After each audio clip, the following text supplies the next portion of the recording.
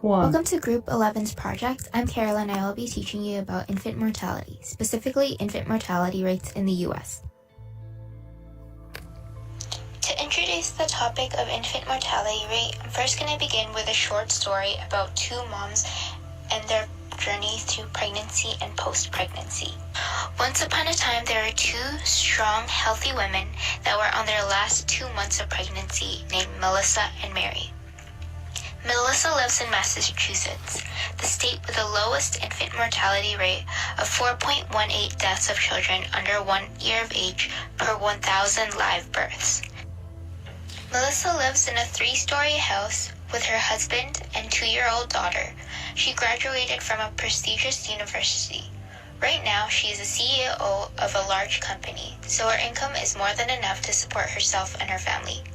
Due to this, she is also easily able to access and afford healthcare services. Mary, on the other hand, lives in Mississippi, the state with the highest infant mortality rate of 9.6 deaths of children under 1 year of age per 1,000 live births. Mary lives in a 2-bedroom apartment with her husband. She did not finish high school and is right now working 2 part-time jobs as a waitress in a cafe and a receptionist in a small clinic. Although she has access to healthcare, she is not able to afford as many healthcare services. She lives a stressful life, but she is also very healthy. 6 months later, Melissa's mom is a mom to a healthy baby boy that is 4 months old. Mary also gives birth to an underweight baby girl, but at 4 months old, she died unexplainably from sudden infant death syndrome, or SIDS for short. Although both mothers had good pregnancies and delivered their children, infant mortality still occurred with Mary's baby. Infant mortality can be caused by a number of reasons such as premature membrane rupture, SIDS, or neonatal hemorrhage. These reasons may occur due to factors relating to income, socioeconomic status, racism and stress level of education, relationships and support systems, quality and access of healthcare, and work status. So this is the end of our short story. Now I'm going to continue with the rest of the presentation.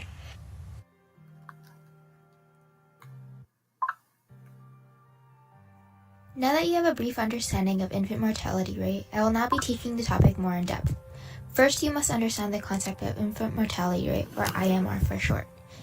It is calculated by this formula and is essentially the number of deaths per 1,000 live births of children under age 1 in a given population. This is an important topic because it is an indicator of population health.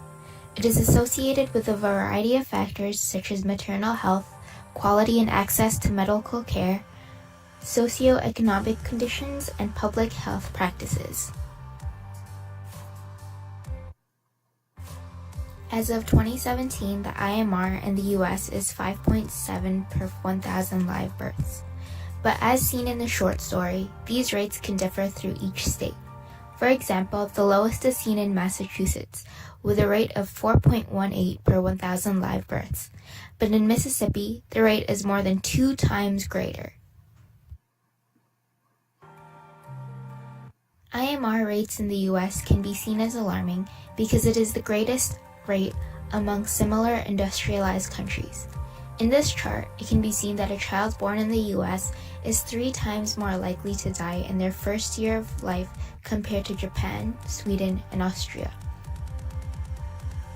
The US rates can thus be seen as shameful because it questions the health status of one of the most industrialized countries in the world. Similarly, compared to less developed countries, it is seen that a child born in the US is more likely to die before their first birthday than a child born in Hungary or Cuba. This may raise question as to if the US is focusing on the health of their citizens compared to these countries. In addition, looking back, the US IMR is 5.6. Compared, this rate is closer to that of Qatar, a developing country with an IMR of 6.2 than that of Canada's IMR of 4.5.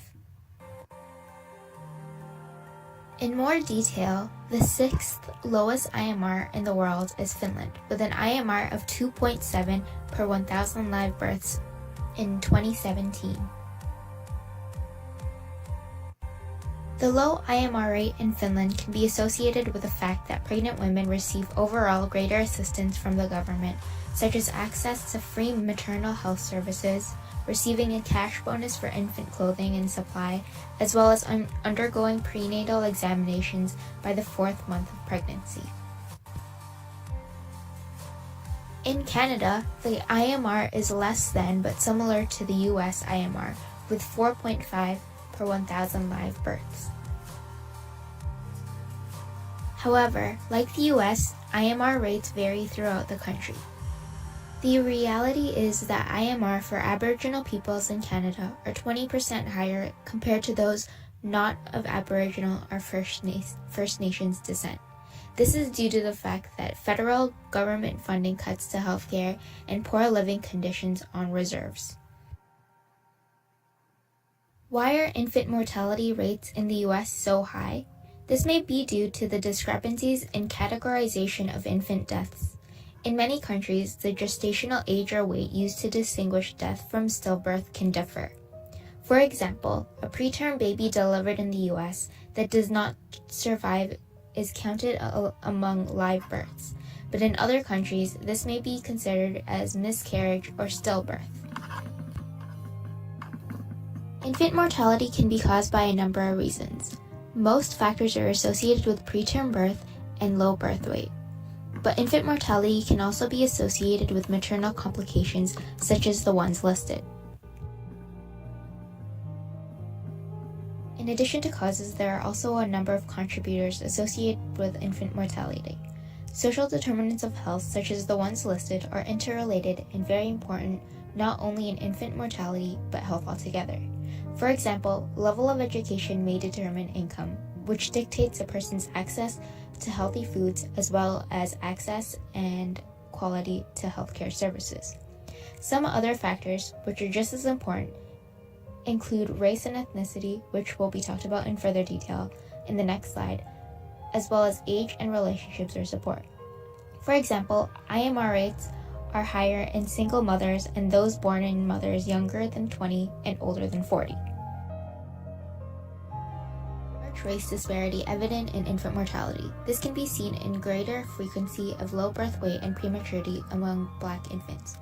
Although there is still research taking place as to why this occurs, a documentary called When the Broke Breaks addresses racial differences in low-weight babies and suggests that it is related to the unequal treatment of African American women in America, and that development of racism throughout their lives is associated with the development of their babies. Although IMR rates in the US are slowly decreasing, there is still a need to decrease infant mortality from occurring because it indicates the health status of a population. In order to obtain this, improvements in healthcare as well as healthy lifestyles during pregnancy must occur. So that's all. Thank you for watching. I hope you enjoyed and learned something new.